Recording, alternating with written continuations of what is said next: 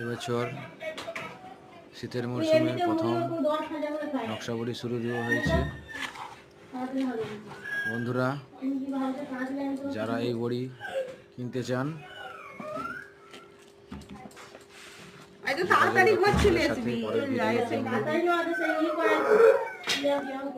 এবং সাবস্ক্রাইব করতে থাকুন পরবর্তী আরও ডিজাইন দেখার জন্য। আমাদের এখানে 4 থেকে 5 জন ডিজাইনার আছে। শীতের সময়